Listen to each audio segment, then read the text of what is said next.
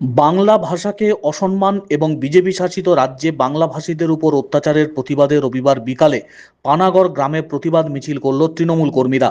এদিন বিকেল ৫টা নাগাদ পানাগড় গ্রাম মোড় থেকে শুরু হয় মিছিল গোটা পানাগড় গ্রাম ঘুরে পাঠানপাড়া মসজিদ হয়ে ফের পানাগড় গ্রাম মোড়ে এসে শেষ হয়। মিছিলে কয়েকশো তৃণমূল কর্মী সমর্থকরা যোগ দেন। মিছিলের নেতৃত্ব দেন কাঁকসা ব্লকের তৃণমূলের সাধারণ সম্পাদক আলম খান। তিনি জানিয়েছেন, বিজেপি ধর্ম নিয়ে রাজনীতি করছে এবং বাঙালিদের উপর বিজেপি শাসিত রাজ্যে অত্যাচার করার পাশাপাশি বাংলা ভাষাকে অসম্মান করছে দিনের পর দিন। তারই প্রতিবাদে তারা পথে নেমেছেন। বিজেপিকে উৎখাত করতে তারা এই মিছিলে সকলকে আহ্বান জানিয়ে প্রতিবাদে নেমেছেন।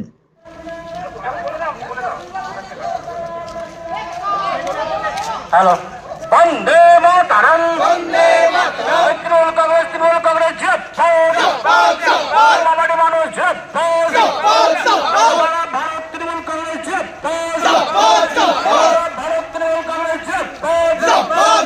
বর্তমান মুখ্যমন্ত্রী মহোদয় জবাব তোমায় দিতে হবে, তোমায় দিতে হবে। বন্দে মাতরম, বন্দে মাতরম। হিন্দু মুসলিম দিকে দিকে হিংসা চলেছে কেন? মোদী সরকার চুপ। হিন্দু মুসলমান ভাবছে কেন? মোদী সরকার চুপ। এই জবাব তোমায় দিতে হবে। বন্দে মাতরম, বন্দে মাতরম। তৃণমূল কংগ্রেস জিন্দাবাদ, ভারত তৃণমূল কংগ্রেস জিন্দাবাদ।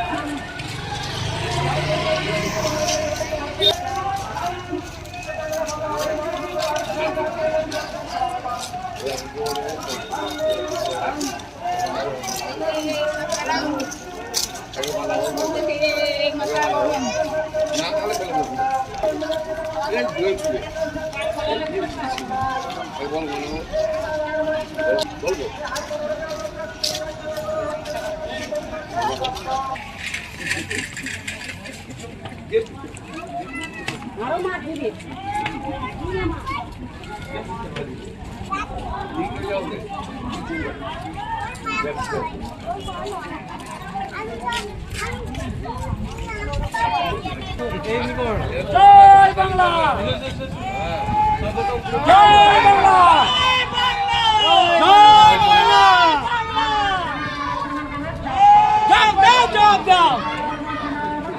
মান বাংলা, মান দিনা। জয় বাংলা, জয় বাংলা, জয় বাংলা, জয় বাংলা, জয় বাংলা।